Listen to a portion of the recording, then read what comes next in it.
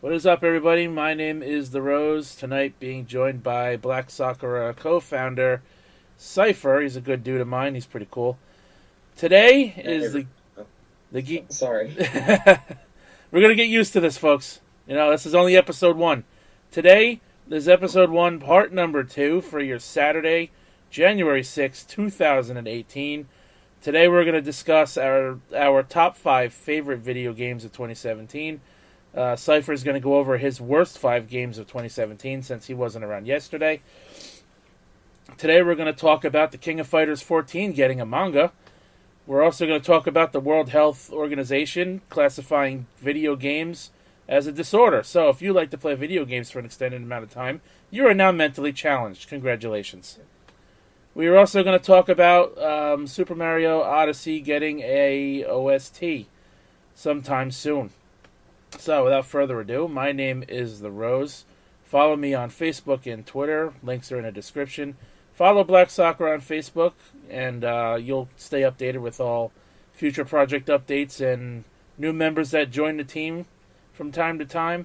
We also have a public Discord server. You're more than welcome to join. Also, follow voice actress Erin Fitzgerald. She's an amazing person. She's offering up an ebook to everybody out there who wants to be a voice actor. She offers an ebook and audiobook combo as well. So I think it's a pretty good place to start in terms of getting advice on becoming a voice actor. So you want to check that out. All the links down below are in the description. Check it all out. And I promise you, you are going to be in good hands. Cypher, why don't we start off by introducing yourself? Alright, so I'm echoing really bad. It's kind of weird. My name is Cypher, and I'm a writer and editor in the visual novel community. I'm also a self-proclaimed king of the nerds, because I'm into just about everything from comic books to manga to, obviously, video games, which is why I'm here. So my favorite games to play are fighters, and my least favorite games to play are probably puzzle games. Same. Which is weird, because I really like normal puzzles and, chess and stuff, but I find most puzzle games are really shallow. Professor Layton's probably the only puzzle series that I like. I could tell you the only puzzle series I like is Tetris. Oh man, Tetris is so good. I have it on my phone for when I'm bored at work. Well, so today I figured we can start off the show. I got a story to tell you guys. Now, yesterday, if you listened to part 1, episode 1, part number 1, you would have heard the GameStop story and how they pretty much gave me the worst shipping job possible. And I was quite pissed off about that. Well, Walmart wasn't much better. You see, Walmart, I ordered a package on January 2nd, Tuesday. I ordered a jacket because the one I got for Christmas, I love my grandmother to death, but the one she got me for Christmas, it was a one of those construction worker jackets, really heavy, pretty stiff, doesn't really stretch. And it didn't fit me, in the stomach area. And I went to go return it, and I had to get a gift card because I had no receipt. And Walmart, since now they're going to start putting out their spring line of clothes, so like shorts and t-shirts and stuff again, they had next to nothing in jackets. So I ordered one online, and I had a few dollars left over from my gift card, so I ordered a couple of Funko Pops. Ordered Mortal Kombat, Common, Liu Kang, and Scorpion to add to my collection. And the package was supposed to be ready to pick up yesterday, the 5th, after 6 p.m. Well, my brother orders something on Walmart.com the following day, and his order wasn't supposed to be picked up until today. His package came in yesterday, so I called Walmart like, yo, where's my package? And I figured, okay, he could pick his up. He could pick mine up too while he's there. And they told me that the package was delayed, and now I have to wait until Monday. So that's fantastic. Yeah, that sucks. I got no jacket. It's colder than ass outside. Currently, it's last I checked, it's -4 degrees outside. Fahrenheit, that is. Okay, I'm gonna look up what that is in Celsius, because as a proud Canadian, that's nothing. Well, like I said, man. Yeah, that's -20. It was literally -30 today. So basically, like in New Jersey, that's not very normal. Like, it'll hit -5, once in a while in the wintertime, like once every few years. And it's done Jesus. it quite a few times already this year alone. And so meanwhile, I have no jacket until Monday sometime. And the Funko Pop's not too worried about, but I call Walmart and they transfer me to site to store. And the girl looks it up and she says that she doesn't know because she can only see what I'm seeing. So she gives me the number to Walmart.com, right? And here's the interesting part. She gives me the phone number. I dial the phone number she gives me, and it goes to Capital One Loans. I'm not looking for a bank loan. No, thank you. So I say, fuck this shit. What the fuck? I go on Google, and I look up the phone number for Walmart.com myself. And eventually, I get an answer from Walmart.com. A lady had told me that UPS had told them that my package was delayed, and it won't be available until Monday. Now, Walmart.com knowing this, you would think they would tell me, the customer, this. Nah, no, not at all. No. I didn't know shit. Not. I didn't know shit until I called yesterday. And that would be my story for today. You got an interesting story to tell? Mine is a lot less interesting. So today I went into my local GameStop, because, well, I had a bit of money left over from Christmas. So I decided to go in and pick up Yakuza 0. And I look pretty young. Like, I don't really sound it, but people have mistaken me for, like, someone who's not old enough to be working the job that I work, like, at university. People have, like, mistaken me for a girl before at work, which is hilarious because I sound the way that I do. But, so I walk up to the counter, and I show my ID to the guy, and he's like, I don't need to see your ID. And I was like, why is that? And he just kind of leans over the counter, and he's like, listen, you come in here, like, weekly, and even if you didn't, you're the only person who comes in here in a shirt and tie every time. So basically, and I was like, okay. Like, I'm sorry, continue. No, that's really the end of the story. Okay, so what I was going to say was, so basically you go in there so much, you're pretty much well known to the managers. Like, pretty much. Yeah. That's pretty much the case, my local GameStop. Once in a while I'll get a couple of nice perks from the manager there, because he's pretty cool. That's pretty cool. But, alright then, well, before we officially start today's episode, I just want to make mention that the current setup you are seeing on screen is just a stock image that I just threw together in like 10 minutes. Nothing special to look at.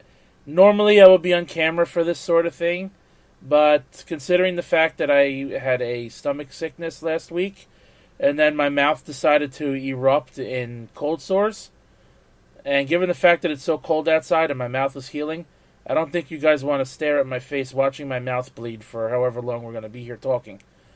So, starting next Friday, I should be good to be on camera, and you'll have something more interesting to look at. So, until then, we appreciate you for dealing with episode 1 the way it looks. Beginning next week, we will start to look a little more professional. So, Cypher, why don't we go into your top 5 most disappointing or least favorite games of 2017. Games you played last year. List them, right. in order if you can, or if you want to, and basically why you thought it was the worst game or disappointing to you. Alright, so my 5th most disappointing game is honestly Ultra Street Fighter 2. And the reason for that is because I play a lot of fighting games. I really enjoy fighting games. And Street Fighter 2 has always been like the holy grail for people, and I've never played it. I've always preferred SNK, so like King of Fighters, Garo, stuff like that. And I bought it kind of on a whim for my Switch, which is why I'm not super disappointed, but I found that it was really kind of... It's very apparent that it's an early fighting game because it's kind of slow. And I can definitely see where other games have been influenced by it, but it's just not really my cup of tea, especially with the fact that it's been remastered so many times, and, like, it's a little bit overhyped in my opinion. Especially today. Now, if I'm not mistaken, they didn't use, like, the Hyper Turbo edition, right? Which they used the slower version of it? It's for the Switch. Ultra Street Fighter 2. Right, but I mean, like, they didn't use, like, the turbo No, I don't speed think they engine did. for that version. That's a little Like, disappointing. I know, right? So the next most disappointing game that I have is God Wars Future Past, which I was want made by to play Konichi. that game, dude. Honestly, like, it speaks volumes that the collector's edition stuff that I got is nicer than the game itself. I kind of followed its development for a while, and I got the collector's edition because I really wanted some of the stuff that was in it. But I found that, like, the art style is really good, and the writing is, like, okay, I guess. But I found the game to be, like, the localization job to be really half-assed. Like, there are a lot of anime cutscenes, but none of them have subtitles, so they're in English. But even if you put them in Japanese, like, through the options menu, there's no subtitles, which is really shitty. Wow. And the gameplay feels really dated too. Like, it's like someone took Final Fantasy Tactics, for the PS1, which is arguably really good, and then slowed it down like tenfold. Like, it just feels really clunky. So you're saying I probably shouldn't buy that game, even though I'm a fan of I'm tactics games. saying, like, I honestly think that if you're gonna buy it, like, if you want to buy it, because you might enjoy it more than I have, because I've only played it, like, a couple of hours of it, get it on sale. Don't buy it new. I almost bought it used with the buy two get one free sale that I had mentioned yesterday in yesterday's episode, but it was like $35 used still. I'm like, yeah, I really don't want to be spending like $55 on used games just to get a free one. That's fair. Honestly, I think it would have probably been worth it for that price. Like, I paid, full price for a collector's edition, and then also had to pay, like, a lot of shipping and the exchange rate, so it was really not worth it for me. Ouch. Which, the only reason it's not higher on the list is because I didn't have, like, huge expectations for it going into it. So my third most disappointing game is a Valkyria Revolution, and honestly, I'm a huge fan of this series. A lot of people that I know don't like Valkyria Chronicles 2. I really like it, and I was so excited that I bought the remaster of the first one for PS4, despite already owning it for PS3, just so I could play through it again before this dropped. And I liked the blend of hack and slash and strategy gameplay in the trailers, but I found that in practice it was really clunky and just it didn't feel very good. Like, it's a game that doesn't really know if it wants to be Dynasty Warriors or a strategy game. And although the characters are kind of fun, they seem really one note, and the gameplay and the writing aren't paced very well. Like, it comes across as very dull, very fast. I heard that about that game. It wasn't very great. No, it was really just kind of like... this is why I called this my most disappointing list, because it's not necessarily bad, it's just really mediocre, and I had much higher expectations for what it was. So number 2 is something that you've played, and it's Tekken 7. I knew that was coming. Alright, bring it on, bitch. It was going to be on this fucking list. It had to be. Like, look, I'm not big into Tekken, and I'm not really big into 3D fighters. But when Sony had their Black Friday sale, I saw that the complete edition was on sale. And my only experience with Tekken is Tekken 6. And I bought Tekken 6 for PS3 on a whim when I was a kid. I didn't really like it because the story mode in that is like a beat-em-up. And not a particularly good one, I might add. Like, I didn't think it was that good. So my problems with Tekken 7 are that it feels very slow and beginner unfriendly, especially in the sense that the only tutorials that you get are the little tips that flash across loading screens and things like that. Which just, it's 2017 in a fighting game as complex as Tekken. I would expect them to have better tutorials. And maybe that's just down to the fact that Arc System Works and Capcom kind of baby us with really good, really in-depth tutorials. I found that story mode was really good looking and really interesting in how it was written, but it also forces you to play as characters that, if I'm honest with you, I wouldn't touch otherwise. Absolutely. I feel the same way. Most of them are characters that are they're not very fun to play. They're very high skill, in that you would probably have to go into training mode and learn them from front to back in order to make good use of them. I found that the character episodes looked really cool in their execution, but they were also kind of lackluster compared to the arcade endings in Tekken 6. Not to mention they were so short. Yeah, they were super short. It's you fight one round against a character, and then you get like a little outro movie that's like maybe a minute and a half long at most. I found that out of like I was really excited when Geese Howard dropped, but I found that he and Akuma break the game in these really shitty ways because they don't really translate well from 2D to 3D in the ways that you might expect. Like they're just kind of this weird mishmash of like Tekken and Street Fighter or Tekken and King of Fighters, and I don't think it works particularly well because you can easily projectile spam as Geese. Oh yeah, and Akuma. The AI. Akuma's the same way. Akuma. And actually, Aliza can do the same thing, even though she is a Tekken character. She first came in Tekken Revolution, which was a free-to-play game on the PS3, and a game I played the hell out of, I might add. She came in on Tekken Revolution, and in this game, they actually strengthened her move pool, and they actually gave her a 10-hit combo instead of a 5-hit combo, so that was nice.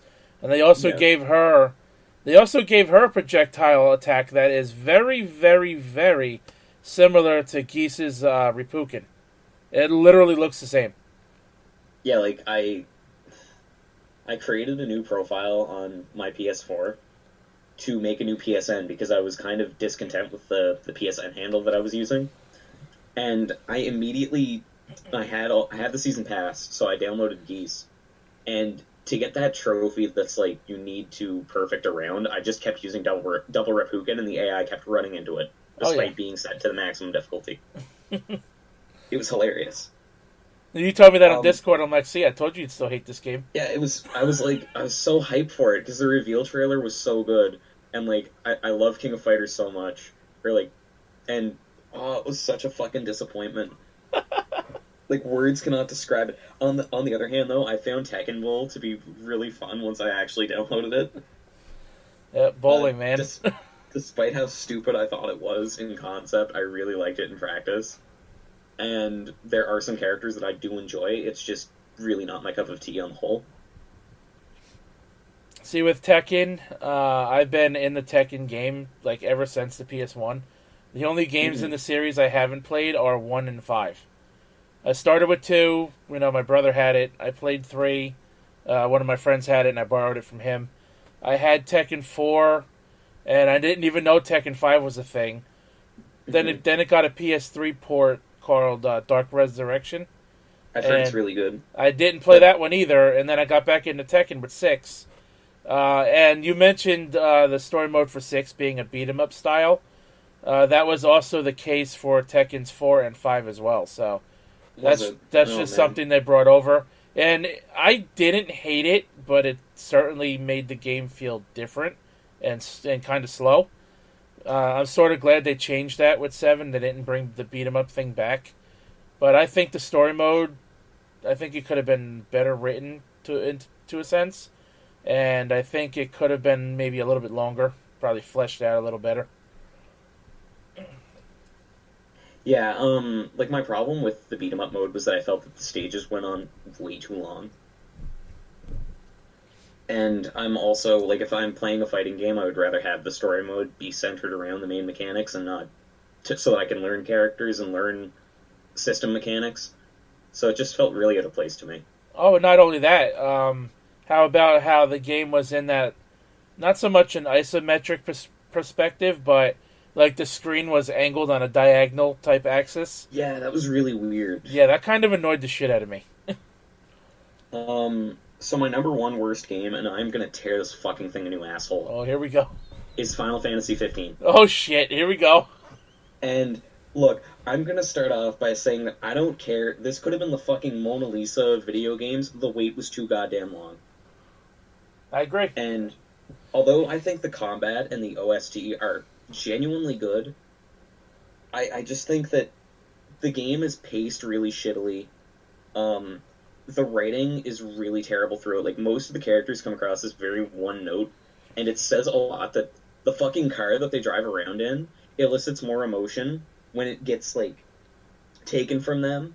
Spoilers, by the way, that happens in one chapter, and that's like a 30-minute segment. Is you run around without a car. That they feel more emotion to that than some of the later plot developments. Like, the car is the best character in Final Fantasy 15, and that makes me really mad. So I don't want to go back to Tekken, but since you Yeah. mentioned Final Fantasy 15, what do you think about Noctis being in Tekken 7 soon? I don't know, honestly. Like, I just it's his reveal trailer was kind of interesting, and I really enjoyed it because it's like it's gonna be me, and it's like, no, we know it's Noctis. Like, come on. But I really don't know. I'm curious to see how that character is gonna fight, because the only other character in Tekken that immediately comes to mind who uses weapons is Yoshimitsu. Yeah, yep. And Noctis was I feel shown like- using a sword at one point. yeah, and I feel like Noctis, based on just what I know of Final Fantasy 15 and a few shots from the trailer, could be a very beginner-friendly character, but he could also be one of those characters that devolves into you learn two moves and you just spam them the entire time. So going back to Final Fantasy 15, Oh, God. you see, I never played the game yet, and I do agree that the wait was way too fucking long, and I guess the payoff wasn't worth it. No. I really am not a huge fan of Final Fantasy. Not to say I dislike the series, because I I don't. am. I really am. I had played all of 13, all 3 games. You poor bastard. I didn't finish Lightning Returns. I platinumed 13-2, and that took fucking forever. 13-2 was actually pretty good, but, like, Lightning Returns was fucking abysmal. I have 10 and 10-2, the HD remaster on the PS3, not the those are PS4 pretty version. good. I like those. And I did not finish 10. Like, I got to this boss fight that I couldn't beat, and I don't even remember, like, what it's about. And I just, like, lost so many times, like, fuck this nonsense. And now my PS3 is dead, so I can't even go back to it without rebuying the game and starting over. I had to sell mine, so I'm with you there. But back to 15. So I found that the one of the main objectives in the game is you have to find these tombs, which are essentially, some of them are dungeons, some of them are side quests. But despite the fact that the game marks them on your map, they're actually kind of a pain in the ass to find, and some of the dungeons just drag on, and they feel really pointless. In fact, I'd argue that most of Final Fantasy 15 feels kind of pointless. Like, the story beats are really shitty until you reach chapter, I think it's like 8 out of 13. And then the game's pacing takes a fucking nosedive. Like, it's either too fast or too slow. It's never one or the other. Chapter 12 in particular took me like 3 hours when every preceding chapter was maybe 45 minutes. I also found that the game's side quests were extremely underwhelming compared to other games where 15 has too many side quests. And usually the rewards are really just like, here's a potion, here's some money. And it's like, in 7, 8, 9, and 10, there were very few side quests, but they all meant something. They all mattered. I also found that outside of the game, I actually have one more thing to note, and it's in my notes here. It says, quote, "The last boss is a big dumb Dragon Ball Z fight that straddles the line between holy fucking shit, this is awesome, and a flat what?" Like, you're zipping around the arena, floating over this ruined city. It's so fucking cool, but it's so fucking out of place for everything else that this game is. Like, the villain in Final Fantasy 15 is really, really good. And that final boss fight was both one of the most visually amazing things that I've seen in a video game this year, and one of the worst things in terms of execution that I have had the misfortune of playing. Like, I don't know if it was because I did a lot of the side quests that I was over-leveled, or if it was just intended to be easy because the preceding boss fight was really ridiculously hard. And the final thing that I have here is that, okay, there's too many supplementary materials for Final Fantasy 15 to make sense of it. Because there's the game, there's an animated movie, and then there's also a free-to-play beat 'em up that serves as a prequel. And so I feel like you're meant to play through the game and intersperse these supplemental materials as you play, because there's a lot of emotional weight that is supposed to be behind scenes that really isn't. Like, I couldn't give a shit about most of these characters. You know, you mentioned that free-to-play beat 'em up. Is that called a King's Tale or something like that? Yes. I have played that, and I beat it in like 2 hours. I'm like, okay, well, that was kind of dumb. Now what? Yeah, like, I've heard it's really short, but I've never played it myself. It is very short. It is very short, and it is not all that hard at all. I see.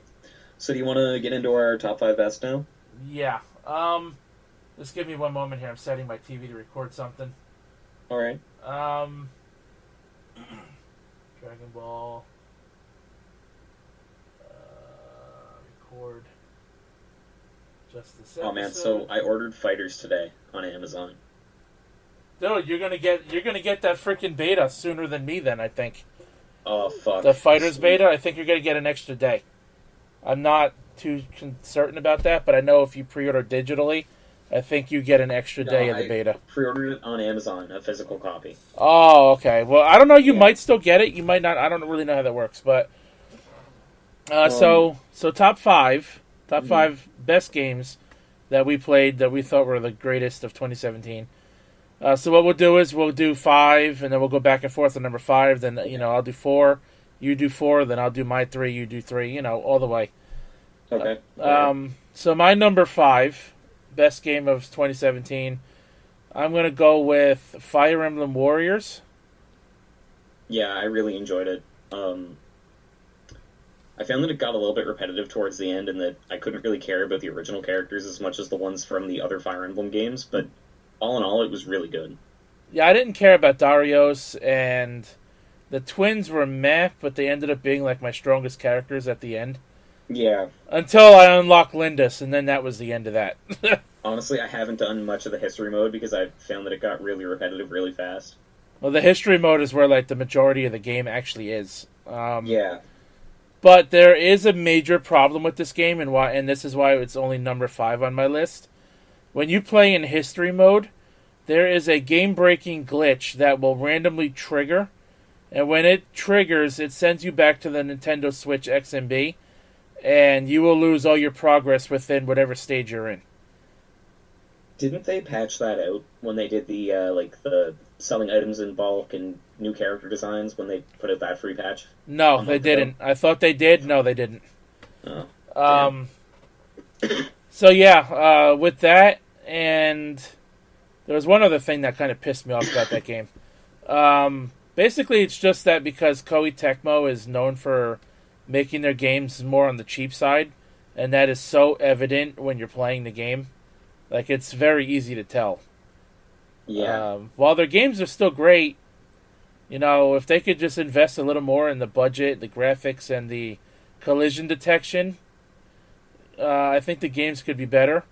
Do you think part of that problem, and I know we both really like the Warriors series of games, do you think part of that is because they drop, way too many in a year?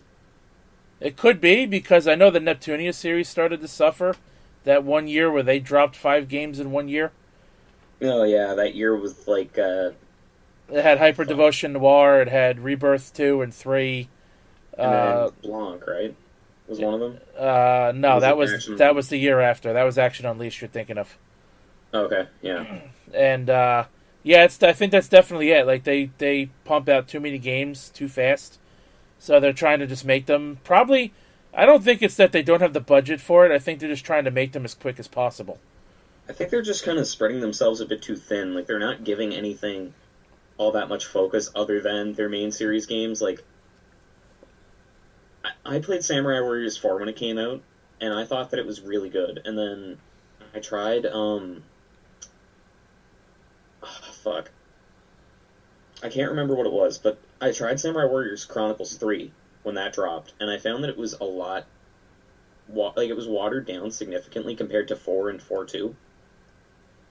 But obviously this was a few years ago, before they were cranking out, like, 6 games a year. Yeah, they released Warriors All-Stars in August, and then 2 months later, Fire Emblem Warriors. You know? Yeah. I played both, and let me tell you, man, I am so burnt out of that series. I just can't be arsed right now to go back to Fire Emblem Warriors. Oh, and by the way, after you play 99 hours and 59 minutes and 59 seconds, it stops going up, right? Yeah, the in-game gameplay clock does not actually roll over to 100 hours. So once you reach that point and you know you're still playing, you actually lose track of how much you've actually played. I think I've sunk in close to 200 hours in that game easy, though. My God, I'd have to go get my Switch and look, but I have not sunk nearly that much time into it. Like, I would say maybe 20 hours at most. Oh, yeah. It's not even that I dislike it, it's just I've moved on to other stuff. Yeah, I mean, that's the reason why I kind of suck at fighting games now, because not only because of the whole esports aspect of things, but I was playing Mortal Kombat X last night while I was listening to the Joe Cronin Monetize This podcast last night, and I was just getting bodied on Mortal Kombat using, the characters I know the best, being, Scorpion, Sub-Zero, Katana, and I normally win a lot, but I also haven't touched the game since Combat Pack 2 came out. Yeah, it's, the way I describe it is it's like riding a bike. You might forget how to do it very briefly, but you'll pick it up very quickly once you start doing it more often. Right, and so I went to the practice mode just to relearn some combos that I, know. And I actually feel I've gotten a little better with Sub-Zero. But at the same time, I was just getting my ass murdered online. And it was mostly with people just doing one combo over and over and over again, spamming projectiles, and I'm like, you know what? This is why I don't play games much anymore when it comes to being online. Like a huge problem. But, I did win a few games, so I can't say I lost them all, unlike Marvel vs. Capcom. So anyway, what's your number 5 best of the year? My number 5 is Nier Automata. Yeah, one game I need to play. Yeah, it's really good. The reason that it's not higher on this list is because I found the gameplay, although it's good, it's very, it gets really repetitive really fast, and they do try to switch it up between playthroughs, because it's one of those games where it's like, you played it once, now play through it again, but each playthrough has a different story to it, and different gameplay mechanics to it. So, I found it was really good for that, but at the same time, it was just it was a little bit repetitive and kind of a time sink, but the story was really, really good. And it's one of those games where I don't usually rush the main quest when I play RPGs, so I sunk probably 20 hours just doing side quests on my first playthrough, because there's that many of them. Now, is the main character in that game the same as the very first game, or is it a different MC? It's a different character altogether. You don't even really need to play the first Nier in order to play the second one. Like, I think it's more of a title, it's titled that way for recognition purposes than it is for, legacy. Like, there's only one character who returns in Automata, and they're just kind of like they're an NPC and a merchant. I see. So they don't really have much of an impact on the story. Alright, so, my number 4, I want to go with Mario Kart 8 Deluxe. Oh man, my roommates and I have sunk so many hours into that. Mario Kart 8 Deluxe, now I own a Wii U, did not buy Mario Kart 8, because my nephew got it for his birthday. So I just bummed the game off for him, the few times I played it. And I don't know if it's because the Wii U had such a smaller player base, or if because the online for the Wii U is more shoddy than the Switch. Mm-hmm. But I just didn't play Mario Kart 8 all that much, so I never, invested in the DLC at the time. So when I played the deluxe version on the Switch, all those other tracks felt all new to me, because I didn't invest in them on the Wii U as DLC. Yeah. Excuse me. They also added in, a few extra characters. They had the Pink Gold Peach. They had the Mercedes-Benz Kart. They added in a couple more characters to to the roster. I think there's like 50 playable characters in Deluxe now.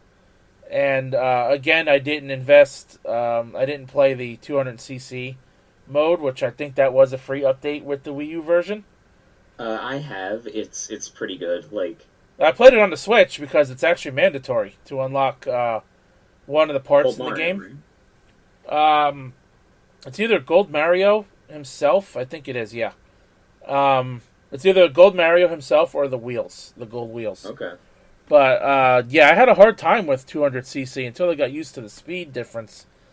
But man, I played the shit out of Mario Kart 8 Deluxe for a while, and I still go back to it once in a while now. The last time I played it was for Extra Life last year. I did 2 half-hour streams of it. I have a blast with that game, man. It's so good. Looking forward to another one. Right after I bought it, my roommates and I, we started playing it on a nightly basis. And one morning we decided to pull an all-nighter playing literally every track in Mario Kart 8. That must have took a while. It took quite a while. 2 or 3 hours, I think it was, playing on 150cc. Wow. Yeah. The only problem that I found I had with Mario Kart 8 was that I'm not really used to the slower speeds, so I tend to do better when I'm playing 150 or 200. Well, yeah, 150 is the standard online, so there is a way to play 200cc online, but I haven't done it yet. Mm-hmm. And before we continue... Sorry, I haven't even touched online. Oh, you haven't? Really? No. Dude, it's so fun. It actually does not lag at all.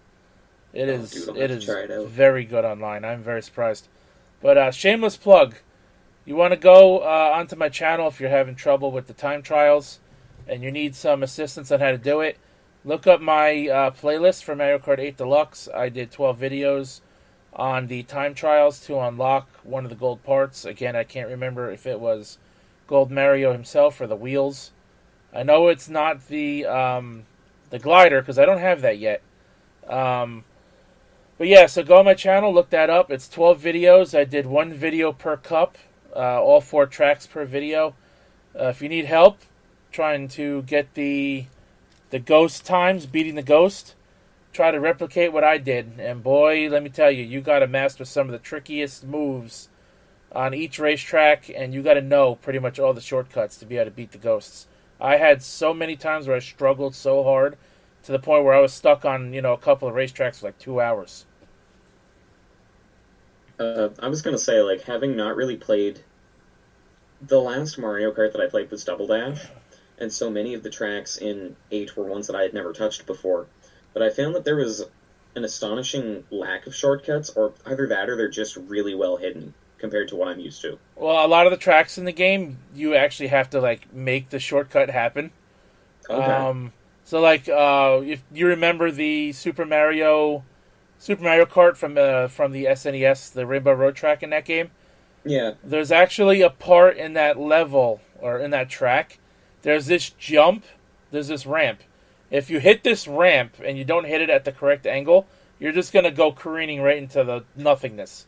I've had that happen to me. If you hit this angle properly, you can cut out probably about 5 seconds of the course. Which in Mario Kart is a lot. Yeah, it's really hard, a really hard jump to master though. When I try to take that jump online, I always screw it up. I see. Well, anyway, my 4th best game is Guilty Gear Xrd Rev 2, which I actually had to look up to see if this was released this year. I was going to put BlazBlue Chrono Phantasma on this list, but I found that there were a lot of weird balancing issues and changes compared to, or not Chrono Phantasma, Central Fiction. I found that they made a lot of weird balancing changes between the 3rd and 4th BlazBlue games compared to the 1st and 2nd. So, but Guilty Gear was fresh for me in a way that was interesting, because although characters don't really have the same gimmicks that they do in BlazBlue, it's much more balanced and much more fluid as a fighting game. Plus, I actually have friends to play it with, unlike BlazBlue. See, I've never been a fan of Arc System Works games, and that's why this is really going to be my first game from them when I play Dragon Ball FighterZ. But yeah. I have played played Guilty Gear in the past, I have tried it. You know that my history with Blaze Blue when I played the very first one, and I fucking hated it. That's the reason why I've never gone. Blaze Blue. That's why I've never gone back to the series after that first game. I'm like, I don't want to deal with that shit again. And I know even in Persona 4 Arena, there was some of that bullshit, too. Yeah, I liked Persona 4 Arena, and speaking as someone who's a big fan of Shin Megami Tensei, there was something about the writing in that game, and some of the gimmicks the characters had in that game that just didn't really appeal to me all that much. Also, Score Attack was fucking bullshit. Like, words cannot describe how frustrating Score Attack is in Persona 4 Arena. I have only played Arena for the Persona series. For some reason, I've never actually gotten into the main series. Like, I never played 4, 5, or 3. The only reason I played Persona 4 Arena was because I got it for free with PS Plus at one point. Actually, yeah, that's Ultimax, right? Was free that one time? No, it was actually the standard version. Really? And then they did release Ultimax, and we did get that one as well at one point for PS Plus for free. Yeah, I downloaded Ultimax when I had a PS3, but I had the standard as well when it came out. So, my top third, this is now the top 3.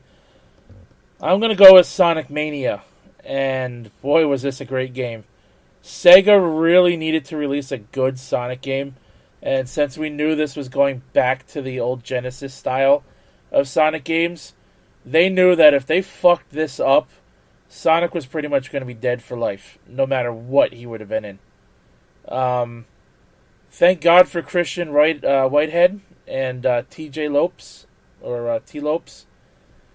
They made a damn good game. You know, T. Lopes did some really good remixes for the game.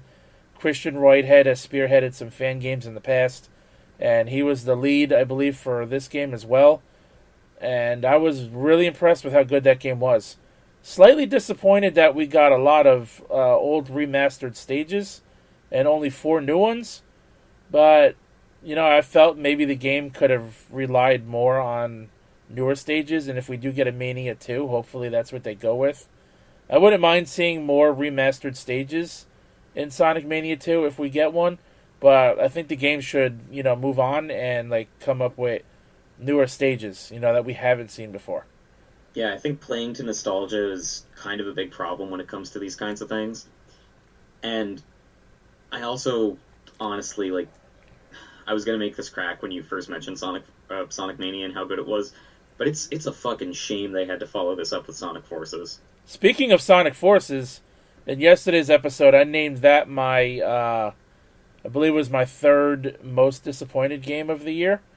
And Sonic Mania, oddly enough, actually like plays into Sonic Forces in a way. Yeah, it does. I won't spoil it. I won't spoil it, but you do realize it about maybe halfway through Sonic Forces story mode. Yeah, it's funny how that kind of works out, but I mean, they kind of had to play to nostalgia here with Sonic Mania because they were celebrating 25 years of Sonic, and they ended up being a year late on that to begin with. When the game released. So, I mean, like I said, if this game ended up a shit show, like, if it would have gotten the kind of hate that Sonic 4 would have gotten, Sonic would have been dead for life. No matter what he would have been in going forward. I mean, Sonic Forces isn't a terrible game, but it's certainly not great. I've just heard that it's really just short. Like, it is short. I mentioned that yesterday, and the controls kind of suck. Yeah, I've heard that it's really, like, I haven't touched either Forces or Mania yet, but I've heard that Forces is really, like, floaty and awkward. I wouldn't say floaty. Like, I said yesterday, the game has momentum problems, where you're either going to jump too far or not far enough, and you're going to end up missing your target a lot of times. Or if you're jumping with not much momentum or no momentum at all, the controls feel really stiff. And it kind of sucks. But yeah, the game is short, so like it's only a $40 new game to begin with. So, well, at least they don't charge full price for it, right? And I mean, for a game like that, I'm glad they didn't. Unlike you, Naughty Dog, you sons of bitches. fuck. You know what It's I'm talking still about, right? full price at my local GameStop. You know what I'm talking about, though, right? Because I mentioned that yesterday, You're too. talking about Crash, right? No, I'm talking about Uncharted, The Lost Legacy. Oh, I haven't touched Uncharted, so Yeah, Uncharted. on how Lost Legacy only was 9 chapters long, which is not even close to half of what a regular Uncharted game is, and they still had the balls to charge $60 for that. Mm. But yeah, so you're gonna hear all that if you go back to yesterday's episode. Yeah, I'll probably watch it once it goes up. So yeah, so that was my number 3. I thought Sonic Mania was pretty good.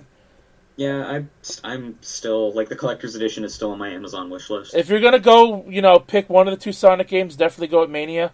I would say only play Forces if you have an opportunity to play it without having to buy it, or buy it for like a very stupidly cheap price. What if, right, we get Mania 2 and you have like the 2D Sonic character creator where you can customize it pixel by pixel? Oh jeez. How fucking mad would you be? Like, I didn't care much for the Avatar thing in Forces. I'm like, how bad could it be? It's not terrible, but it's not good either. No, it's just kind of like, honestly, if I could, I would go in there and make Sonichu. Oh god. Just because I can. So my number 3 is A Hat in Time. And the reason it's not, I'm gonna be honest, the reason it's not Mario Odyssey is because Mario Odyssey is not disappointing. Mario Odyssey is really fucking good. But some of the power moves in that game are a fucking bitch to get. Oh, absolutely. They are just... Why? Why would you do that to somebody? But A Hat in Time is like... It's everything that I like about classic... Well, quote, classic Mario, like Sunshine and 64, put into this package where all of the writing is really, really good and humorous. It's a very low-stakes platformer. Like, I would say that it's a game that has something for everybody, and yet it manages to take all these mechanics and all this stuff that feels very nostalgic, and it puts this fresh coat of paint on it so that it's not boring. Like, I found that the hats, which, if I'm honest, when I started playing it, I was kind of like, this mechanic could make this game shit. I really enjoyed that mechanic just because of how easy it is to switch on the fly and how well thought out each level is. I did find that maybe it could have been a bit harder, but otherwise it was good. Now, is that game a collectathon like Yooka-Laylee is? Not yes and no. It's kind of like the way I describe it is, you know how in Super Mario Sunshine you go into your hub world or whatever, and then you're given kind of like a menu with missions? Right. It's like that. And then typically what mission you select will change the level layout or the objective. But you also have, although there's only one level that's really like absurdly massive and doesn't give you an objective to begin with. But the rest of them, you have the option of the default hat will toggle you towards your objective. Huh. Which is really good. Yeah. So you did get it once I told you it was out on PS4. Oh, dude. I literally spent like 4 days just waiting for it. And then when it turns out that I misread the date and thought that it was coming out a day early, I was fucking upset. I was like, oh, come on, man. Like, the one thing, why can't I have nice things? So my number 2, and it's ironically your number 2 for least favorite game of the year, is Tekken 7. And, you knew this was coming. Yeah, I knew this was coming. Because I thoroughly enjoy Tekken. I am actually very good at it. If you play me online, 8 times out of 10, you're going to get your ass kicked. I liked the game. Again, before I mentioned how the story mode could have been done better. The arcade mode, they cut it in half. I don't know why they did that, but they added a mode called Treasure Battle, which is like an endless survival mode, which is something new that they have done in Tekken. And when you play that... I'm sorry, go ahead. I actually kind of like Treasure Battle because of some of the gimmicks that they put in there, like fighting at double speed and stuff like that. Right. I didn't mention that in my list. But yeah, and when you're playing in Treasure Battle, you can unlock chests, which essentially you can unlock, items for customization, for character customization. So I thought that was pretty cool. The online, thankfully, got fixed relatively quickly because when the game first came out, the online servers were so bad it was unplayable. But it has gotten much better. There is still lag at times, but I don't think that's due to the servers anymore. I think that's due to whoever you're playing against and probably your own connection too, if it's not that great. But I thoroughly enjoyed Tekken 7. I am a big fan of the series. I have the collector's edition. $150 later, I think that's what that cost me. Got that big statue still sitting in the box because I got no damn room for it in my bedroom, but I love it. And if there ever is a Tekken 8, you could bet your ass I'll be jumping on that game very quickly. Man, I'm probably never gonna touch another Tekken again. I was really pissed off because not to go off on a tangent, but they recently put Dead or Alive on hiatus, and Dead or Alive is the only 3D fighter that I like. Right. I almost bought last round too. Huh? I almost bought DOA 5 last round on PS4, but I'm like, you know what?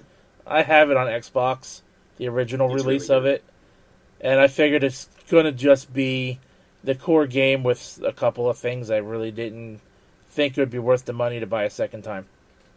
It's kind of weird to play just because most of the DLC and most of the stuff that you unlock throughout is customization options for all the digital waifus. Ayane best waifu. Honestly, I prefer Kasumi. Of course you would, you fucking normie. Fuck you! Fucking so many people prefer Kasumi over like any other girl. Honestly, in terms of design, I would probably say that. Man, it's a really tough call. Like, it's not Kasumi, surprisingly, but I couldn't tell you who my favorite girl is. But Kasumi's playstyle is probably one of my favorites, just because she's really balanced, but she has a very good move pool. So anyway, my number 2 is Persona 5. And I found that Persona 5 kind of ups the ante for the stuff that I liked about Persona 3 and 4, even though it introduces a lot of new problems to the mix. Which is why I didn't have it as my number 1, because there are definitely still a lot of flaws in it. Like, I found that a lot of the writing was not as good as it could have been, especially for the story that they're trying to present. Like, there's some issues about, I don't know if you're familiar with Persona, but it's basically, you're playing a stereotypical anime. You're basically playing, like, you're a regular high school student, but you can also summon a Stan from JoJo's Bizarre Adventure. But,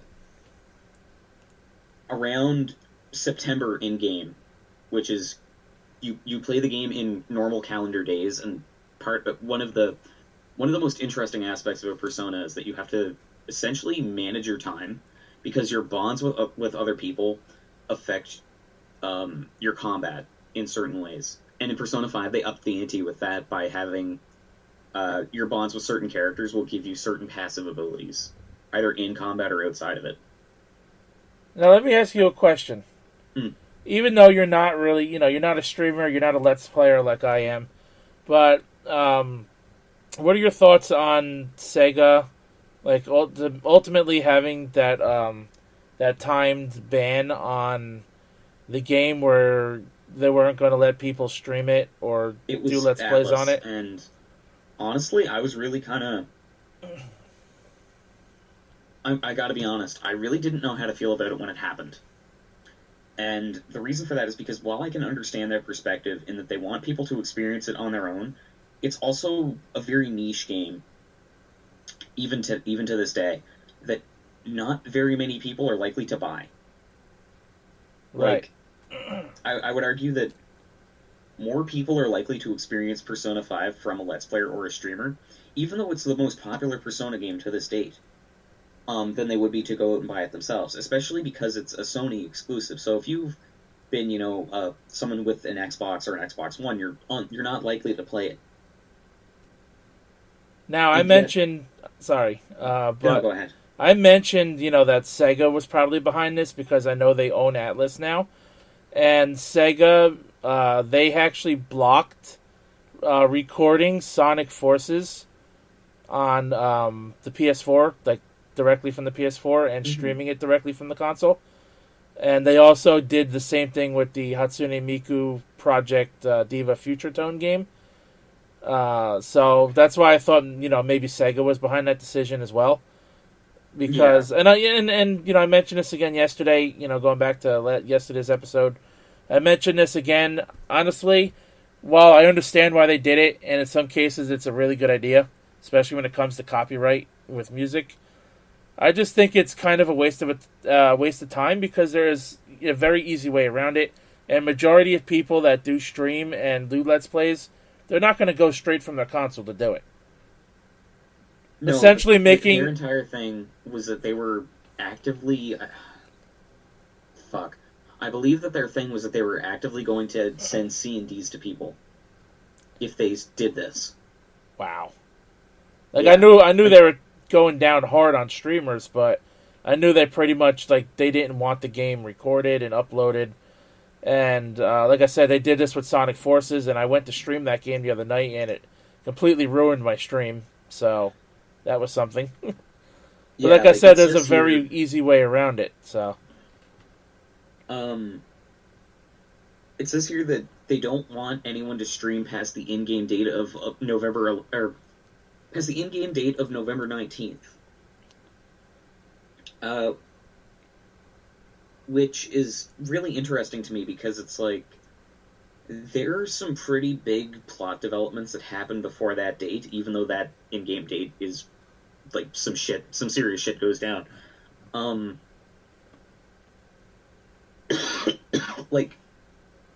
I don't know. I was very surprised by it, which was very upsetting. So now that game's been out for months now, did they lift that ban yet, or do they still hold that position on that? I honestly don't know. I am looking it up right now, and the last thing I have is from October 13th, where they were okay, well you can stream it now, or you can stream it up to this date. So they pretty much lift the ban, but they're probably still gonna copyright claim the content, probably, just to make the damn money off of it. Yeah, more than likely.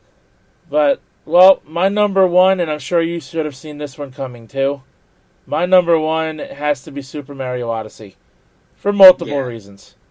Okay. I love this game. I loved everything about this game. The new feature with Cappy I thought was a great idea. And I haven't shown off this piece of fan art that I got yet.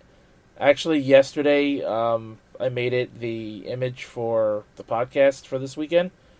That was actually the first time I actually showed off this new piece of art for my mascot character.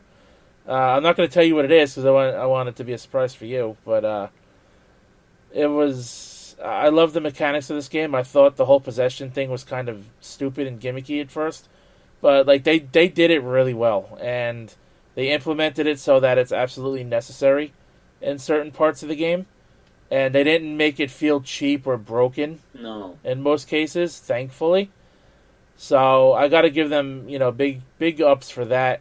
The Paramoon challenge, especially post game, I love a challenge, so I think it's great, and it keeps you wanting to play the game. But I think having 999 total moons is a little ridiculous. I think if they would have just left it at 500, ultimately, I think that would have been just fine. Because 500 is the requirement to unlock the Champions Road stage in the Mario Odyssey game. So, that's just my thoughts on that. I think that having played a lot of Mario Odyssey, that it's definitely really good. And when you mentioned Cappy, I definitely had the same thoughts about it whenever the game first dropped, I was like, oh fuck, like, is this... I didn't dislike Flood as a mechanic, and I know a lot of people do. I was But I kinda iffy on saw that, this... too. Hmm? I was kind of iffy on that, too. I'm like, wow, this is gimmicky bullshit. Yeah, I was like... Because the thing about Flood was that, although Flood seems really gimmicky, and oftentimes it can be, there are ways that mechanic makes platforming easier and allows you to correct mistakes. Whereas with Cappy, I felt that maybe that wasn't going to be the case, and yet my only regret is that they didn't use Cappy more, if that makes sense. Like, I'm glad that they didn't overuse that, but I found that the capture mechanic was kind of underutilized, especially in later parts, in, like, the midsection of the game. They don't use it very much. I found myself using it a lot, to be honest. Honestly, I think out of the whole game, I think New Donk City was probably my favorite area of the game. Yeah. Oh, the OST for that area is really good. Now, my favorite part of that game is when Pauline gives you the mission to find 4 band members to, like, put a band together. Yeah, and every time you go back, the one, like, the band member that you've added starts playing Jump Up Superstar, is it? Yeah, and that's my favorite part of the game, is once you assemble the band, not only do you get a Power Moon, but you can play the New Donk City Festival, which is where Jump Up Superstar kicks in, and you can play a stage while that is all going on, with the music playing, fireworks in the background. There is a big nod in the game to the original 1981 Donkey Kong in that, and I thought that they did that section so well that it was amazing, and when I played it, it was instantly my favorite part of the game. Oh, yeah, it was really good. And Kate Higgins did a really good job on that song. When I watched the Game Awards, I literally just watched the Game Awards. The main reason was just to listen to that song, because I had a feeling they were going to play it at some point in the night. And when they had Kate come out, when they announced Super Mario Odyssey as a Game of the Year nominee, they had her come out and sing the song. I was like, yes, I fucking like fangasmed so hard. See, This is what I waited all night for. I was really surprised that it was her who sang it, not because I find her voice is very distinct, especially having heard it a lot, but I was unaware that she could sing like that. Like, I knew apparently she's also a pianist. See, I didn't even know it was her that sang the song until the VGAs. I'm like, wait, that was her? And I looked it up, and she had it on Twitter and everything. I'm like, wow, that was amazing. But yeah, she is a pretty good voice actress. Yeah. I'm a fan of her as well.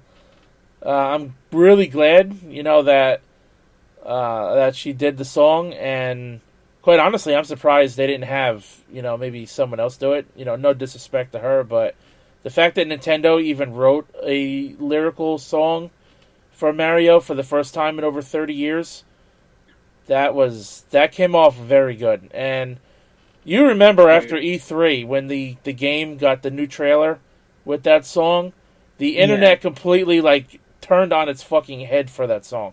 Oh, it's so fucking good though. Like, it's really good. Yeah. I was gonna make a crack about, hey, haven't you forgotten Do the Mario? Yeah, right. Fuck that thing though. But see, Do the Mario, that wasn't for a game though. That was for that. No, that's true. That was for that 1980s, late 1980s TV show, half cartoon, half live action. I only seen bits and pieces of that Mario shows because my little brothers watched it growing up on Netflix. Like, they were interested in it for whatever reason. Okay. But I do know what you're talking about though with that whole Do the Mario thing. The only reason I know about that is because they I come from a very small town originally, and at our Walmart, for whatever reason, they always had a copy of the Super Mario Bros. 3 cartoon in the DVD section, and I've never bought it. I've never watched an episode of it. I know of Do the Mario for some reason. Now, those are my top 5 games of the year.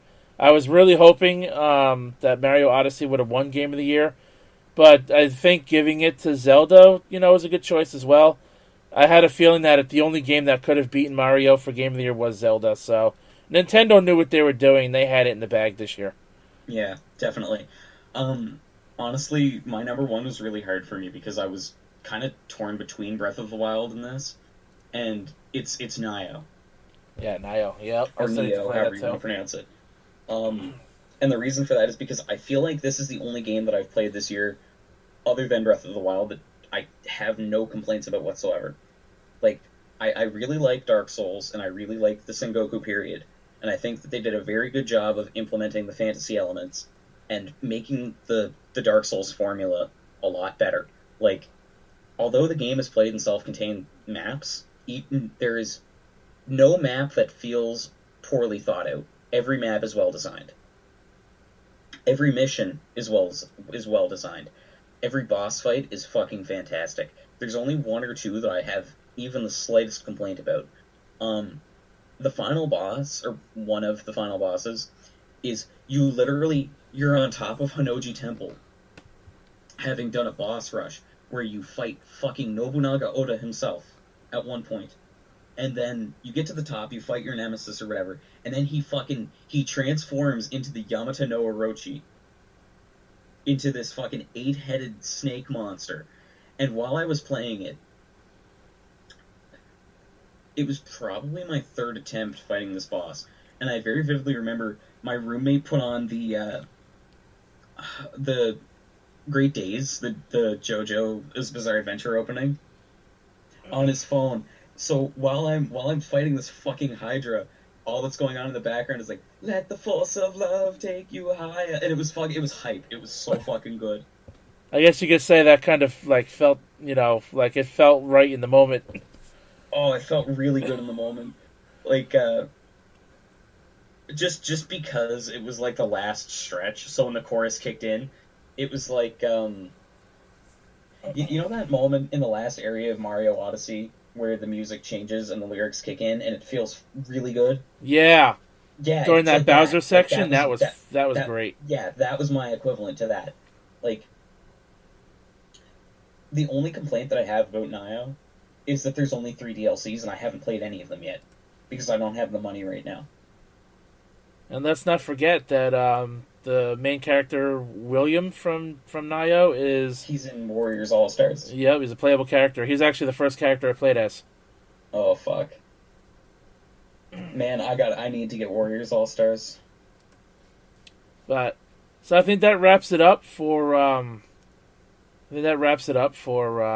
Yeah. our top 5 best and worst. Tomorrow we will do a top 5 most anticipated games of 2018. Because from what we know right now, this year is going to be fantastic for gaming Oh again. yeah, big time. But for now, let's jump into some news stories. Since I mentioned already the soundtrack for Super Mario Odyssey, honestly, I'm not surprised that they released something like this, given the fact that they already released a fucking serial. Me neither. I'm thinking about picking it up because I really do like the OST for Mario Odyssey, but I'm curious as to is it. I haven't actually read this article yet. Is it the full thing? Yes. Well, it says sound selection Oh, based so on it's just going to be a handful of tracks then. based on what this Yes. says. It So says it's 12. But the 2 vocal songs are included. well, that's good. As well Well, as that's going to sell that CD right there. that, and there's also instrumental versions of Jump Up Superstar and fuck, whatever that last theme is that plays in that Bowser section. I don't remember the name That of the song track. is fucking amazing though too. It's really good. It's kind of a shame that people don't talk about it more. Like, I don't even remember the name of it, but I love it. It's really good. So this article was written January 2nd, titled "Super Mario Odyssey Original Soundtrack will begin its journey on February 28th, 2018." So that's like when it's going to come out. Article written by Alistair Wong. Oh wait, it says that the original soundtrack is set to release in February 28th, 2018 in Japan with 136 tracks on 4 discs. Oh damn! Yeah. There's also the sound selection, which is the one with 12 tracks that I mentioned a moment ago. Oh, okay. So which one are we going to get then? I'm assuming we're gonna. Let me look this up. Mario Odyssey sound selection. This says the soundtrack will also come with a booklet containing comments from Aimi Mokuhara, singer for the Japanese version of the songs with vocals comments from the development staff, Pauline's character, design details, and full English and Japanese lyrics for Jump Up Superstar and Break Free. Lead the Way. So that's the name of the other song. Okay. Yeah, so apparently we already have the sound selection. Really? I did not know that. It dropped on the 22nd of December. Oh, wow. I need to get my hands on that. However, honestly, I just wait for this one, and if you can spend the $44 to get it via Amazon, then I would recommend getting it. The only thing is, I wonder if it will ship to the U.S. because it's only available right now on Amazon.jp. Well, you know where I could probably get it, and I will be able to get it shipped here, is CD Japan.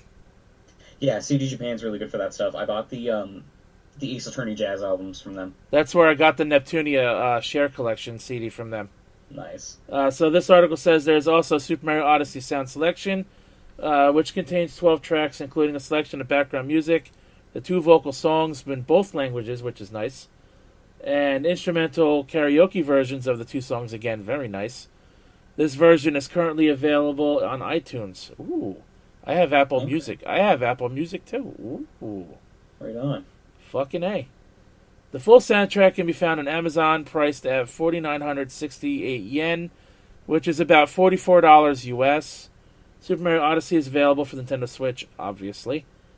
I am very interested in this. I'm thinking I'll take your advice on getting the 4-disc set because I'd rather have everything.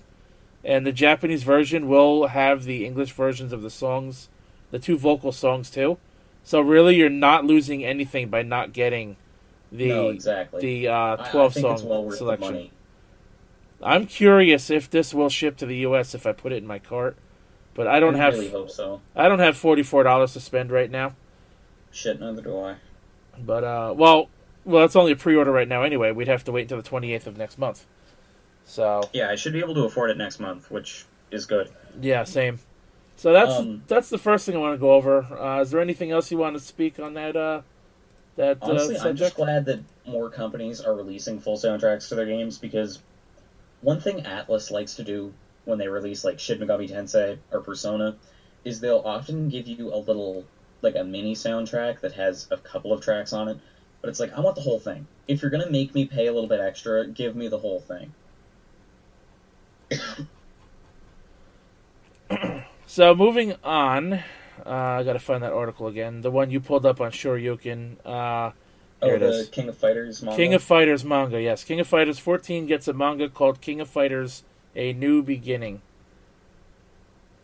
This is a very short article, so I'll read what it says here, and then if there's anything different, you can read what Shoryuken says. So this is coming from Siliconera.com. It says the King of Fighters has not had a manga adaptation for a very long time, but late last year SNK has announced that the King of Fighters 14 would be getting a manga adaptation named The King of Fighters A New Beginning. SNK announced recently that the first chapter is now available to read.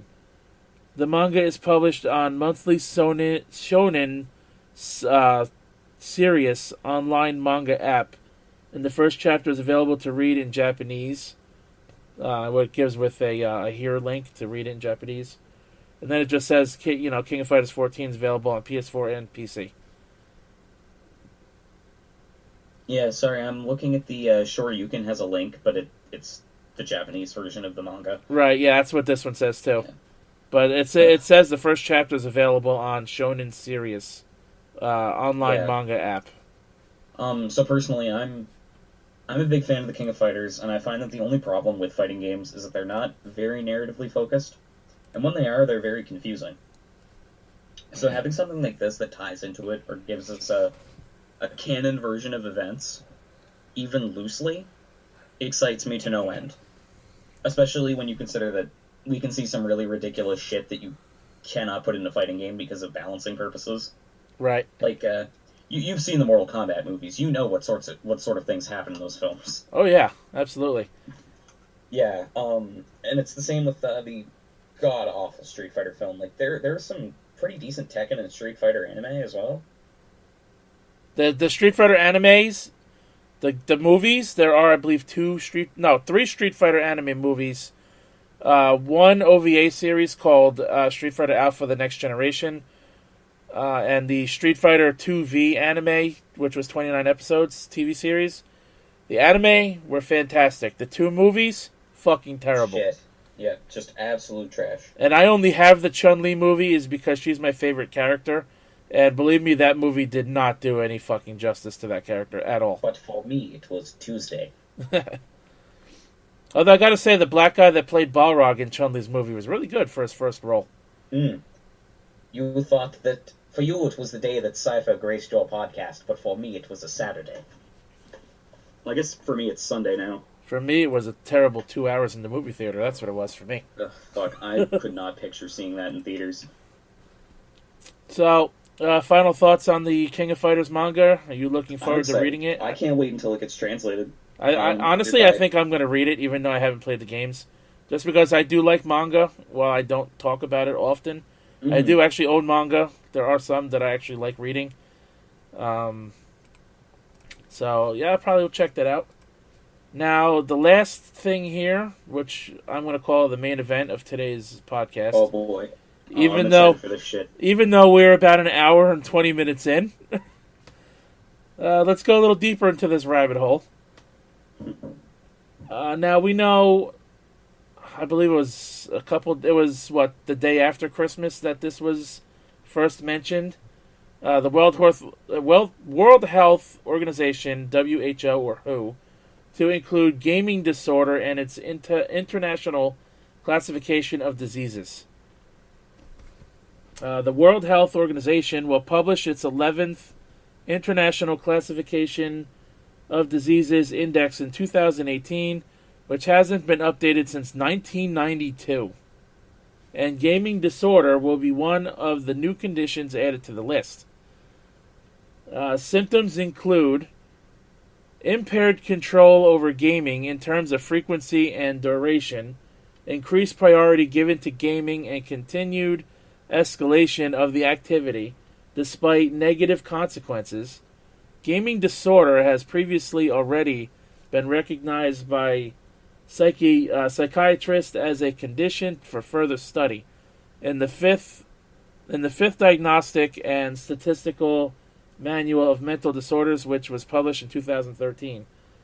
Many countries have already identified this disorder as a major public issue and have private clinics to treat the disorder. Now, I could certainly say that given these symptoms, I could honestly say, hands down, my nephew has this without question. This kid hates doing anything that does not involve playing video games. This kid will play a video game from sun up to sundown, from the minute he wakes up to the minute he goes to bed. Now, I used to be like that, and I still can be like that. But, obviously growing up, you do realize that there are things more important than games. And you can't, live through life just by playing games every day, unless you're a lucky son of a bitch with a big channel on YouTube. Fuck, I wish. But I think part of the problem becomes, I think that this is really indicative of a problem with psychology as a whole, and it's the DSM keeps expanding, and I know that this isn't related to the DSM right now, other than psychiatrists noting that it needs further study. But, everything is a fucking disorder now. You can't just be a person, you can't just have a personality defect. It has to be a disorder. Look, when I was a kid, I was, very similar to your nephew. I was sick all the time. I didn't like people. And so it was if I wasn't eating or sleeping or at school, I was probably playing video games or watching television. And that also begs the question of, how is this any different from TV, from people who watch TV literally all the time? So do you think this is a ridiculous thing that they're doing? Do you think they're just doing this as a way to prescribe something so that doctors and psychiatrists can make money off of it? Honestly, I do and I don't. I can see why this is a problem, but I also think that part of the classification should be something like must be over, let's say, the age of 15. Because let's face it, right? When you're a kid, it's really easy to get lost in a hobby. Like, I used to build model kits with my dad all the time, and that was something I really enjoyed doing as a kid. That was like a huge time sink for us. But now as an adult, I recognize that that's not something I can do all the time, because time and money dictates that I don't. And it's the same thing for video games. It's like, it's a hobby that you enjoy, that as a kid you have a lot of free time to sink into, if you can. So you do and it. For video games, it's really easy to sink time into, because it's not like television. It's a very interactive medium where you can get engrossed in it. So, like, I think the problem becomes when you're mature enough to know that, like, when you're mature enough to know that, like, okay, well, I have to get out of bed today. I have to go do this. I have to go do that. Like, part of the DSM-5 is that you have, like, most of the classifications for personality disorders say that you have to be over the age of 18, and then it needs to have a significant impact in your functionality as a person.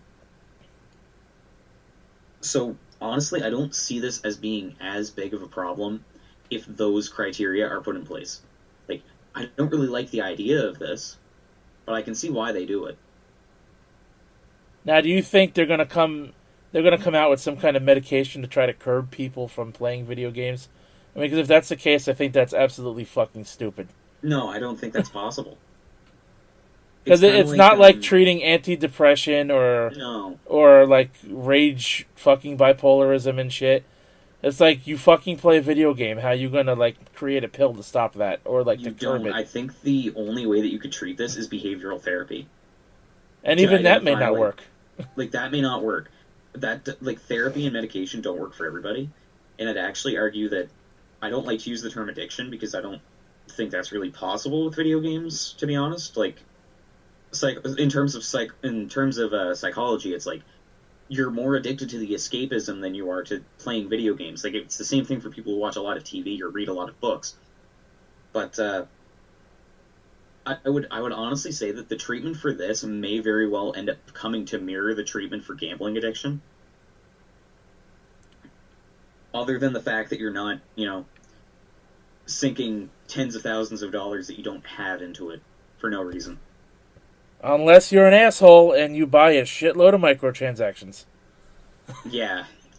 Ugh. Which we have heard stories of that being a problem in the past already. Yeah, that's, man, there was a CBC article a while back that was like, my kids racked up like $7,000 in microtransactions on my iPad, and it's like, why the fuck did you give your kids your iPad in the first place? Right? And then they blame the fucking company for having it in the game in the first place. It's like, no, you're just a shitty parent. Exactly, like, don't let a game babysit your kid for you. That's like, back in the day, remember when, like, all those TV commercials that would air on TV would show you a product, describe it, and be like, call this number, 1-800, blah, blah, blah, blah, blah, and when you order now, we'll throw in a bonus one for absolutely free, just play shipping and handling. And, like, what's to say a kid, grabs their parents' credit card, and a bunch of these commercials come on, they get really excited over these toys or whatever they're showing on TV, and they just go ape shit and just buy everything they see on the television. I'm sure that's happened in the past. Oh, I'm sure it has. See, what I was thinking is more like the, kind of like anti-drug PSAs, where it'll eventually be like, video games, are your kids playing too much? Like, shit like that. Now, I can honestly tell you that I do believe in video game addiction, however, because I've experienced it firsthand. See, when I was in high school, I played a game called SOCOM 2, U.S. Navy SEALs. Oh man, I love SOCOM 2. That game was... I don't even like FPS games, but SOCOM 2 is fucking good. Yeah, that game was the first game that got me into online gaming, and I played the fuck out of that game. And me and my brother, a few friends, we all played like every night for hours on end, to the point where I knew I had to go to school. And we cut school a few times, like literally just to play this fucking game. And we stayed up all night when we know we shouldn't have because we had school and stuff. And I actually went through withdrawals, like having to get off the game to go to bed, not being able to sleep because I know I'd rather be playing this game instead. Like I actually went through something like that, and how I cured this, honestly and ironically, was by playing the game for 52 hours straight without sleeping, and only taking a break to eat, drink and go to the bathroom before I finally crashed on the couch downstairs in our living room. And after that, I still played the game online a lot, but I never went through fuck, I gotta play this game now. I don't want to get off. I gotta play it now. I'm trying to go to bed. I want to play this game now. To the point where at parts, I wouldn't start itching, but I'd feel just aggravation. And you didn't go through physical withdrawals, but you definitely were mentally in that kind of state, right? Have you ever felt have you ever gotten so bored that you just get pissed off because you're bored? Honestly, all the time. And you just want to punch the fucking wall because you don't know what else to do. Yeah. That's how I felt when I wanted to play this game, and I knew I shouldn't or I couldn't at some points. But I got over it, thankfully, rather quickly, without any help. Mm-hmm. I think it's really up to the person and what works for them and what is a problem for them. I work a lot, and I go to school a lot, so I don't really have a lot of time to sink into video games. In fact, if I'm honest with you, I haven't really touched games much prior to 2017. Between, say, 2014 and 2017, I didn't really play many video games. I would say... now it's go ahead. I'm sorry. I would say in the past few years, I definitely played the least amount of games than I probably ever have in my life. That's not to say gaming has been, bad, because it really hasn't. I mean, 2015 was a real dog shit year for gaming, I think, but... Yeah. But, I just, between my computer and, me doing Let's Plays now, so I'm dividing time into that. Now I watch Let's Players and streamers, that's something I enjoy doing. Shout out to Vine Sauce, just because. It's, it is what it is. But in my nephew's case, this kid gets really moody.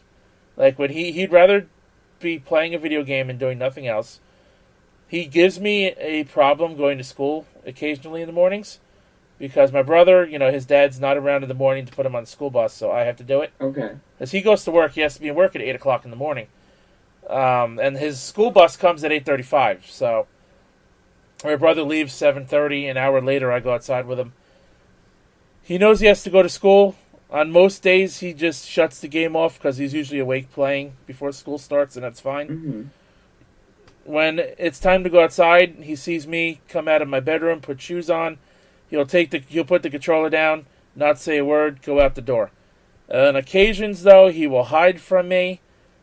He will fight with me, going outside to the bus, or if he'll pretend to be sleeping, and I'll try to carry him down the stairs, and he'll just fight me, to the point where I don't want to end up dropping this kid down the stairs.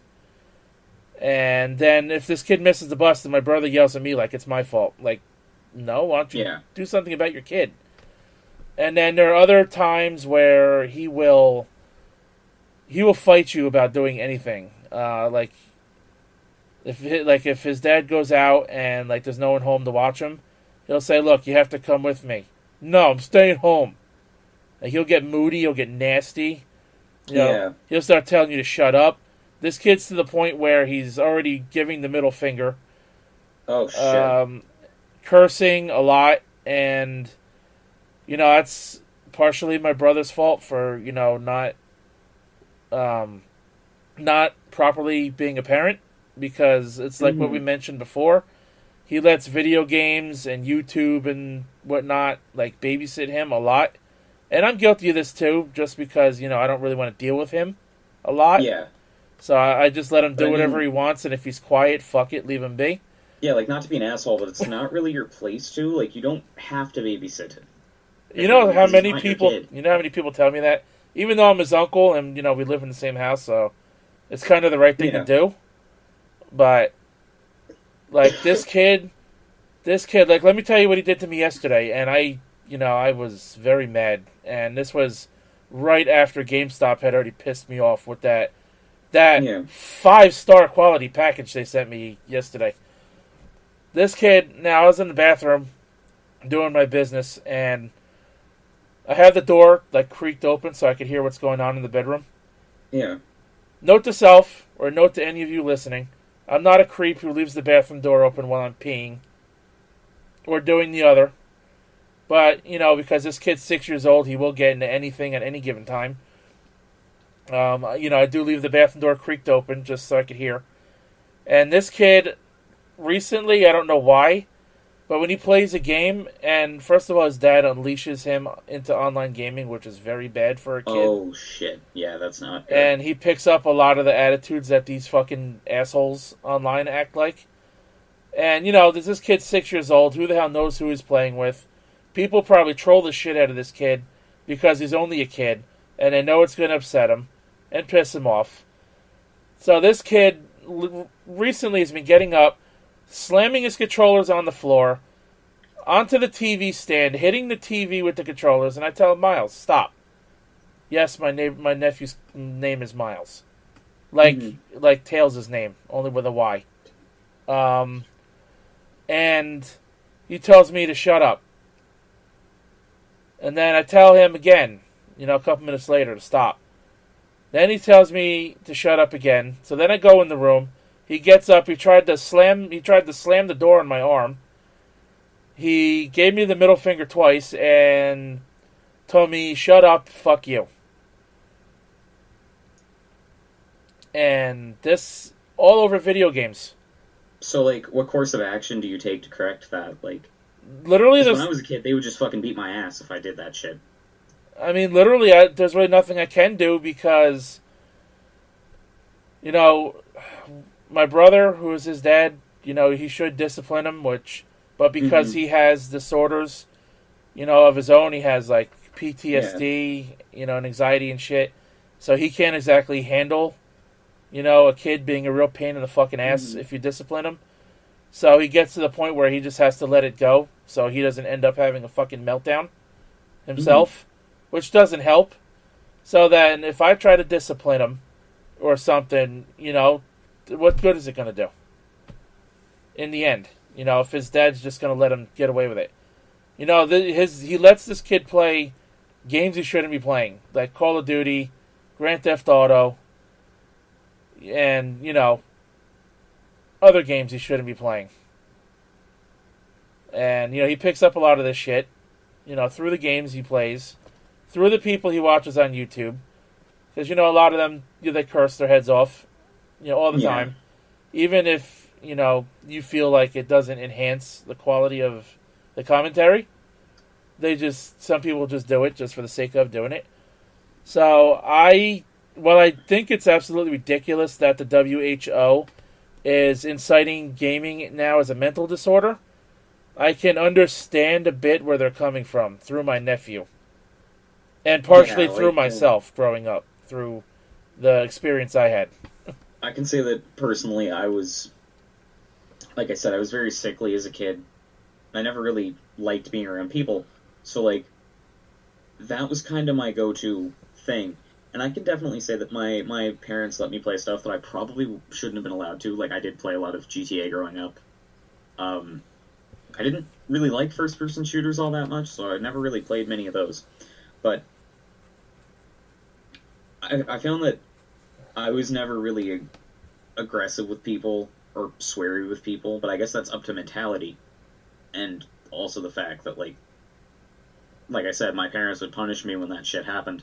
But I can at least say that not wanting to go anywhere is a pretty natural thing when you're a kid. I never, I guess maybe it's just because of the physical state that I had, but I never really wanted to leave the house to do anything. Right, but is it, natural to get moody to the point where the kid gets nasty, and if you get nasty back, he'll hit you, he'll go to you, and he'll literally hit you, take a smack at you? He'll say absurd shit like, I'll fucking kill you, and shit, things he picks up from these games he plays. He'll literally say, if you say, oh, you're grounded or whatever, he goes, no, I'm not, I'll fucking kill you. and stuff. I'm like, wow, this kid is bad, and he has gone through behavioral therapy in the past, and it did actually help. And now he's going through it again, and it's not having the same effect as it did like 3 years ago, 3 years ago. Huh. Honestly, I think that, like, I know that when I was a kid, the things that my parents did were, like, I know you can't really spank your kids anymore, but I would get, like, spanked. Or I got the pepper treatment whenever I got caught cursing. I come from an Irish family. Cursing is as natural as breathing. Like, one of the first words out of my mouth was shit. It was like my third or fourth word. But what my dad did at that time was he washed my mouth out with soap. Yeah, I never got that treatment. I got the pepper. Oh fuck, that's I got the handful of pepper down the fucking throat. I thought that was bad enough. I wasn't really allowed to curse in the house until I was like, my parents had already split up, so I think my mom didn't really care. But like, I was like 11 or 12, and it was just because she would swear around me all the time anyway. But like, so I'd get grounded, and typically what would happen. I know one thing my mom did, for other reasons, was she would give me 3 hours a day to be on those things. And if I misbehaved, it was 0.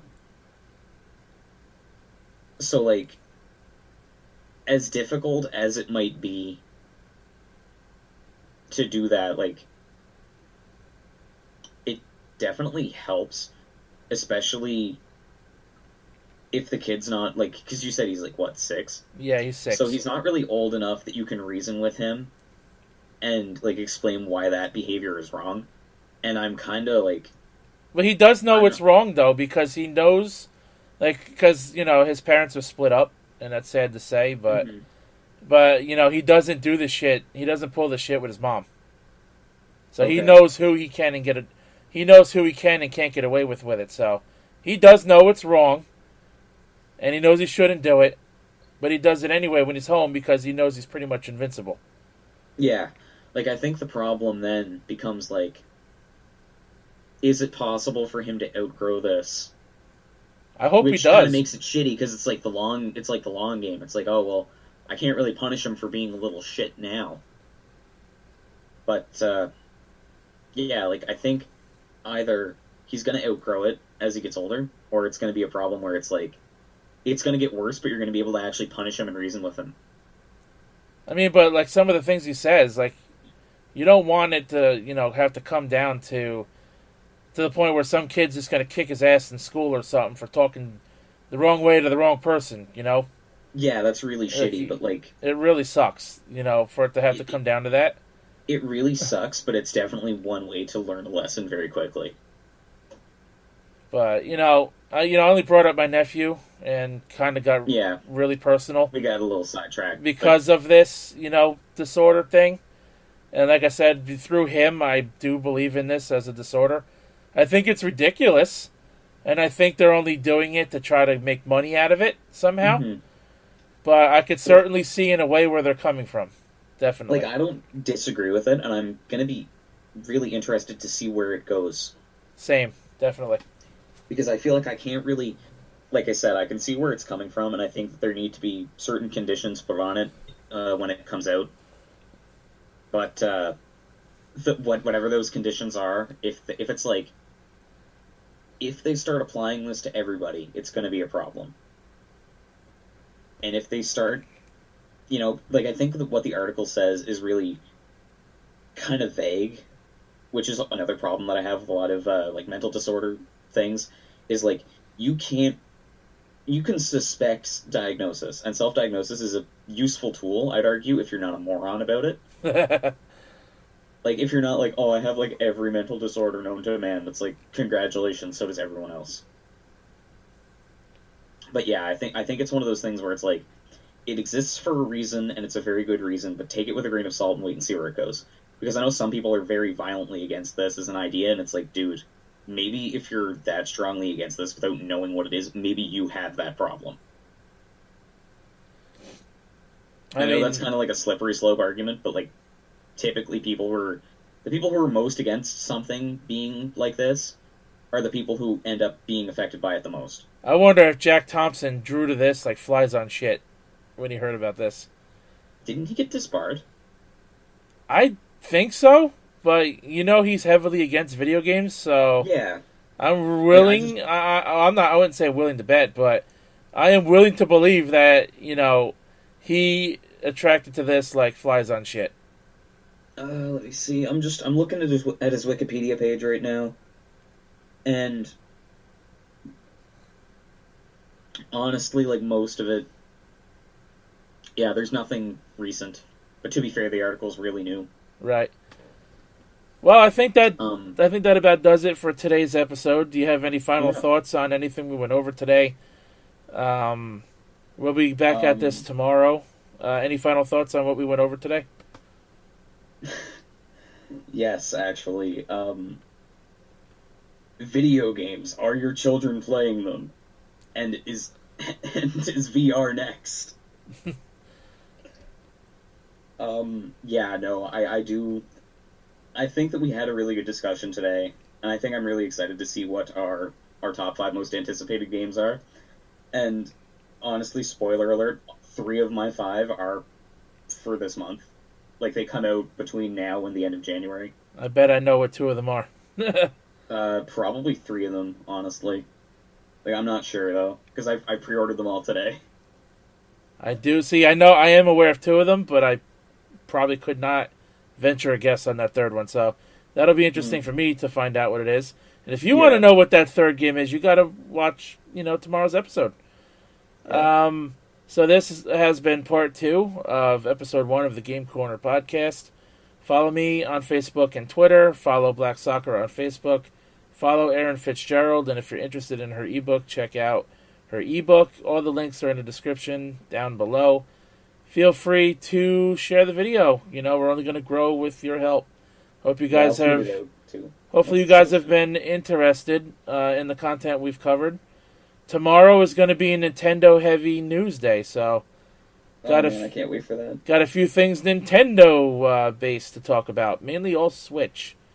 So you got to come back and tune in for that. My name is The Rose, and I'm joined... I was going to say, and I'm Cypher, to make it sound really cliche. Yeah, I'm joined by my buddy Cypher. Now, I know you got Twitter. Do you want to push your Twitter, or do you not give a fuck? No, it's not that I'm uncomfortable doing it. It's that I'll probably end up tweeting this out or something. And, like, if you tweet this out, then you can just mention me in it. All right. Well, there you go. He doesn't give a shit. Yeah, no fucks given. So, and also, here's your casual reminder for the day to any of you who are listening. Genesis does what Nintendo don't. Confirmed. Well, for Cypher, my name is The Rose, and we'll catch your ass down the road.